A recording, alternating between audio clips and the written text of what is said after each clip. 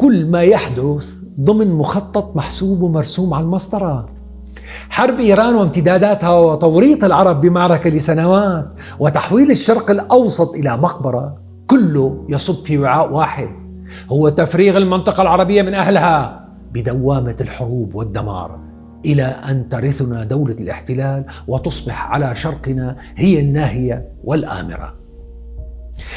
قبل حرب إيران بكم يوم طلع بوقته السفير الأمريكي الجديد في تل أبيب ليختصر كتاب الدولة اليهودية لمؤسسها تيودور هرتزل بتصريح سياسي. شو قال؟ قال ينبغي على إسرائيل أن تستولي على كامل أراضي الشرق الأوسط. أخونا عم يمهد لمستقبل المنطقة فيما لو سقطت طهران بيد الصهاينة والأمريكان. قال وهذا هو الوعد الإلهي لإبراهيم بأرض تمتد من وادي مصر إلى نهر الفرات، مساحة تشمل سوريا ولبنان والأردن وأجزاء من السعودية والعراق. تصوروا أن الرئيس ترامب اللي عامل نفسه صديق للعرب وطارح نفسه صانع سلام في غزة جاب سفير بعقلية بن غوريون بالأرض المحتلة يتقمص شخصية شارون، وأول ما عرف عن نفسه نطق بالتلمود البابلي. تصوروا بالقرن 21 من دولة تراسل القمر والمريخ في عالم يصنع أطباء روبوتات وذكاء اصطناعي يصمم آلات، جاي سفير واشنطن في تل أبيب ليطبق وعد من نصوص العهد القديم بأرض منحها الله لشعب اختاره. قبل ما نقرأ المشهد من أبعاد حالية معاصرة وخطط متفق عليها في جلسات زعماء يقودون هذا العالم، تعالوا بالأول نسأل سؤال بسيط وسهل لنعرف دقة وصول النصوص لعندنا بالعقل والمنطق. سفر التكوين الذي ذكر فيه الوعد الإلهي لإبراهيم 21,000 كلمة، يعني بالقياسات الحديثة 70 صفحة، وأول مرة انكتب كان سنة 1400 قبل الميلاد. سفر التكوين ل 71 صفحة انكتب من 3400 سنة. أنا بدي أعرف بأي نوع من الورق كتبوه. بهديك المرحلة استعملوا سعف النخيل أو نقشوا على ألواح طينية أو على الجدران. كم ورقة نخيل ولوح طيني وجدار كهف؟ نحن بنحتاج لحتى نكتب 10 صفحات فقط. بدنا غرفة كاملة ورق بردي وألواح نخل لسفر التكوين فقط. كيف بقية الأسفار؟ السؤال الأنقح والأدق والأصعب هو التالي: التلمود البابلي اللي فيه كل شيء يتعلق بشعب الله المختار والقضايا اللي هي انكتب سنة 500 ميلادي، يعني قبل الدعوة الإسلامية بشي 100 سنة. التلمود البابلي يتألف من 2,500,000 كلمة. 2,500,000 كلمة كتبوهم علماء اليهود سنة 500 ميلادي، يعني بحسابات اليوم 8,000 صفحة. لك على أي ورق كتبوهم؟ 8,000 صفحة. التلمود البابلي صفحة واحدة من مقاسات اليوم تحتاج إلى لوحين من الطين، مقاس 50 في 70 سنتيمتر حتى يكفوا لكتابة محتوياتها. معناها بدنا 16,000 لوح من الطين ليكفوا التلمود البابلي. حدا شاف هالمخزون بشي كهف أو مغارة؟ فكيف تم جمع التلمود البابلي 2.5 مليون كلمة في مكان واحد؟ ما بدي أقول في كتاب واحد. طيب وكيف حافظوا عليهم؟ ولو حكينا بقياس الحجوم فالتلمود البابلي بيطلع أكثر من 30 كتاب قرآن من حيث الحجم. حدا يخبرنا كيف بعده محافظ على صحة النص فيه؟ ومعليش للمقارنة فقط، أكبر دليل على نجاح الخلفاء الراشدين الأوائل بحفظ كتاب الله المجيد، عم نحكي بشكل علمي أولا، إنه بعد سنوات قليلة لما وصلت الفتوحات إلى مصر والشام والعراق وبلاد فارس، كل الناس كانت تقرأ الآيات حرفيا وبلهجة قريش، وبقيت هذه الكلمات كلها 77,439 كلمة محفوظة في 114 سورة. ولو كانت الآيات وصلت بشكل مختلف لتعلم الناس القرآن بشكل يختلف عن الأصل. ولكن الذي حدث أن النص حرفيا بما أنزله الله على النبي الأكرم حفظه الناس وتلقفوه كما هو. طبعا مقومات حفظ القرآن موجودة في الكتاب نفسه، وأشهرهما آيتان: ذلك الكتاب لا ريب فيه، والثانية إنا نحن نزلنا ذكر وإنا له لحافظون. هذا تعهد إلهي من ضمن النص القرآني بحفظ النص القرآني. رح نرجع للفكرة الأساسية بالحلقة. جارنا ما شاء الله عليه بياخد عليه الصيام بعد الإفطار. لما بيجي سفير بهذا العالم المتنور المتطور من دولة عظمى منافسة ورائدة في العلوم والفضاء والطاقة، وبيحكي عن وعد مكتوب من 3400 سنة، فهو واحد من الاحتمالات التالية. أول شيء، علميا كلامه انتهت مدته، لأن الوعد اللي أطلقه الله لإبراهيم كان موجود بين شعوب المنطقة العربية، وكان العرب البائدة والآراميين وغيرهم من شعوب المنطقة كتير منهم كانوا متشابكين عشائريا مع القبائل اليهودية. يعني العرب والآراميين والبابليين شركاء في الوعد الإبراهيمي. ثانيا، وحسب دراسات يهودية موثقة حاليا، فيهود اليوم بعيدين عن القبائل اليهودية القديمة. وبتحاليل DNA سكان المدن والكيبوتزات الصهيونية لا تربطهم صلات وراثية ولا جينات مع أبناء يهوذا والجليل والسامرة اللي حكى عنهم العهد القديم أنهم عبرانيون. منشان هيك حكومة تل أبيب تمنع المستوطنين من إجراء هذا الاختبار، لأنه سيكشف أنهم ليسوا يهودا في الحقيقة. ولو كان كل المستوطنين عملوا اختبار الذاكرة الوراثية للDNA رح يطلعوا بعاد كل البعد عن الجينات اليهودية. وبالحقيقة هم يهود بالثقافة والتربية والبيئة الاجتماعية فقط.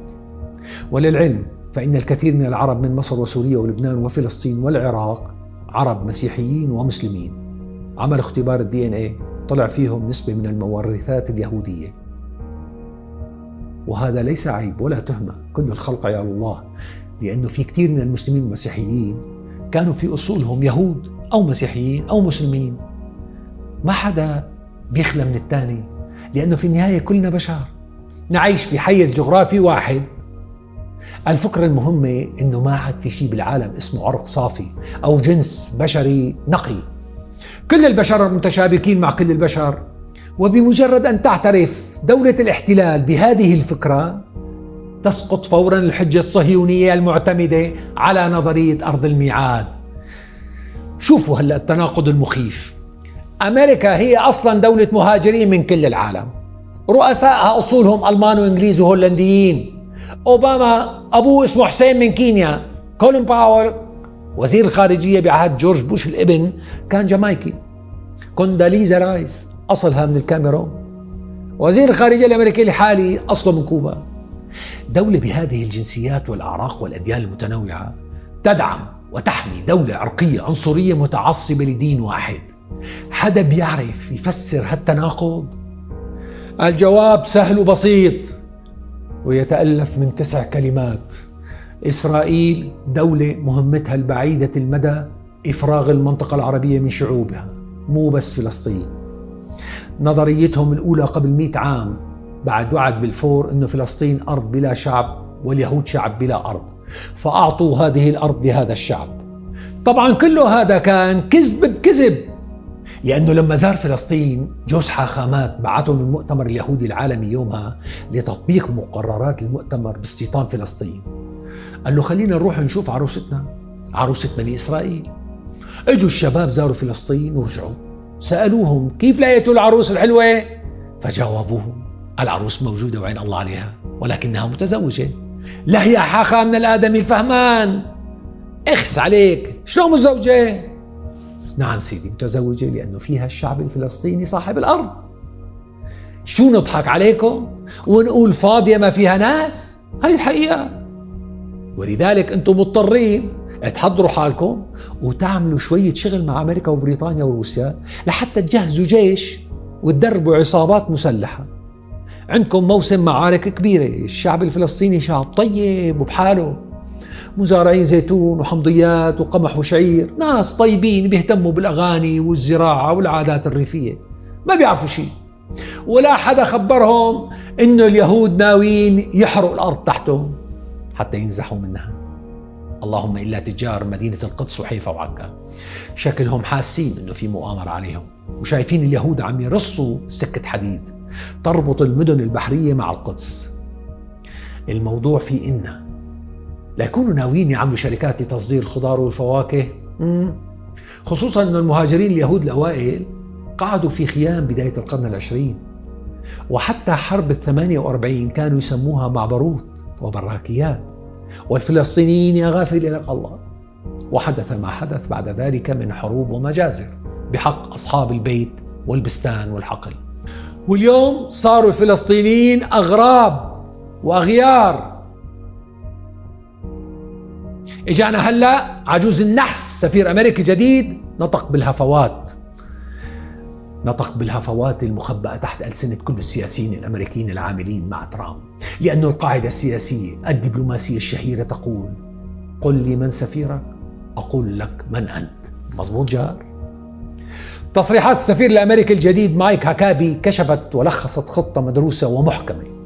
فينا نلخصها بالترتيب التالي، كل واحد ورقة وقلم بإيده لو سمحتوا.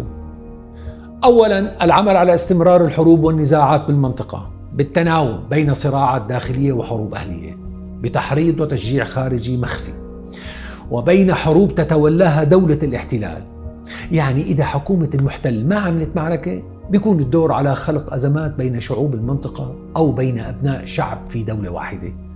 وبعد أن تنتهي أزمات الشعوب الداخلية، يعود الدور على إسرائيل بالتحرك في معركة، وهكذا حتى تبقى هذه الشعوب منهكة بالحروب، متلفة، مسحوقة بالصراعات، شو ما كان نوعها الصراعات، عرقية، طائفية، مذهبية، مهلبية، اللي بدك إياها. المهم نشوف العرب عم يقتلوا بعضهم بالقرى والمدن والمحافظات وعلى الحدود. ما في أي فرق طالما الدم العربي لا يجف على الأرض. أو أن يتصارعوا مع جار مثل إيران مثلا. تتذكروا الحرب العراقية الإيرانية؟ من سنوات من الفناء المتبادل، وكل يوم من أيام تلك الحرب كانت عيد للصهاينة. وهذا يضمن عدم تطور أهل المنطقة العربية، ويضمن بقائهم مقنعين تحت عقائدهم وأحقادهم على بعضهم، وتتوقف عقولهم عن النمو والتماثل مع العالم المعاصر. خلي العرب دائما ماشيين على سكة حديد حامي لها خطين: في الحروب المعارك والمجاعات والنزوح والفقر، وفي السلام ثقافات مغلقة لا تقبل الآخر ولا تحترم الثقافات البشرية. هذا أولا. ثانيا، هي تحييد مناطق الثروات عن مناطق الصراعات، وهي فكرة جديدة أوحت بها حرب السودان. تذكروا لما عرضت الدول الكبرى التوسط لحل النزاع في السودان، الطرفين انبسطوا وقالوا تمام ما في مشكلة، فجاءهم الرد عن طريق وسطاء أفارقة. شوفوا حبايبنا، نحن بدنا نتدخل فقط لحماية ثروات السودان، يعني خلوا مناطق الصراع وميادين القتال بعيدة عن مناجم الذهب والألماس والمعادن الثمينة، وتقاتلوا قد ما بدكم، نحن شو عبالنا؟ أفنوا بعضكم وشردوا قبائلكم. لا أمريكا ولا روسيا ولا الصين ولا حتى الاتحاد الإفريقي بيهمه كتير تعيشوا بسلام. ما يهم إفريقيا هو ألا يقفز الصراع خارج حدود السودان، لأنه كل دول إفريقيا عاشت الظروف نفسها وأخذت نصيبها من الحروب والمجاعات، واللي فيها مكفيها. وإدارة ترامب أطلقت هذه النظرية من بداية العام الماضي. تصارعوا وتقاتلوا إلى أبعد حد في كل الدول الفقيرة، ولكن خليكم بعاد عن حقول النفط والغاز وعن مناجم النحاس والثروات المعدنية. ثالثا، صرنا بالجزء الأهم والخطير. فالعالم اليوم لا يحب إسرائيل. هذا مو مشكلة، لأنه المطلوب تحقق، وهو أن يخافها أعداؤها ويحترمها أصدقائها ويحتاجها الجميع. وفي هذه المرحلة يتم العمل على توظيف نتائج ما سبق من صراعات وأزمات مزقت الدول وأنهكت الشعوب، حتى نوصل للنتيجة المنتظرة، وهو الوضع القائم حاليا اللي عبر عنه السفير الأمريكي الجديد بتصريحاته في مقابلة متلفزة.